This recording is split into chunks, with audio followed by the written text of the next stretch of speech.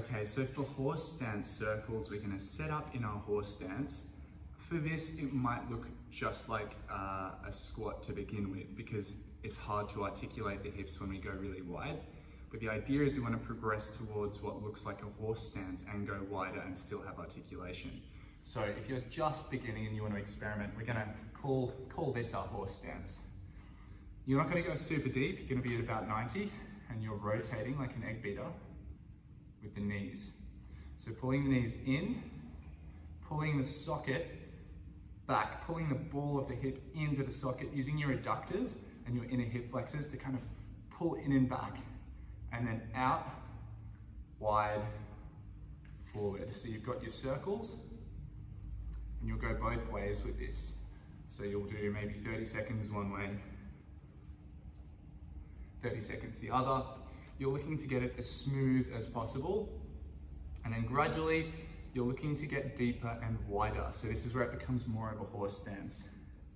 You'll keep your feet facing slightly more forward than a regular squat, but we're going to be still keeping the knees out. So my legs aren't like this, they're like this, external rotation.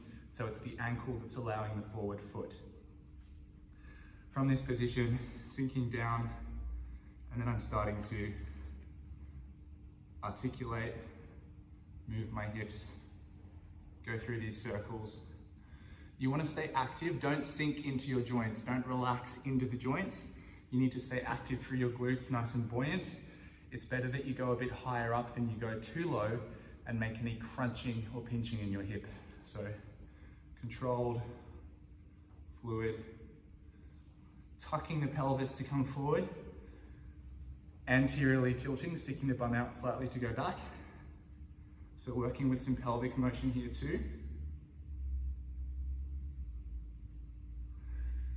It's hard, you'll feel the burn, but it's quite therapeutic too. So if you do a lot of reps of this, it will help you to move through odd ranges with your hips and not get stuck in only being able to track in one direction, aka a perfect squat.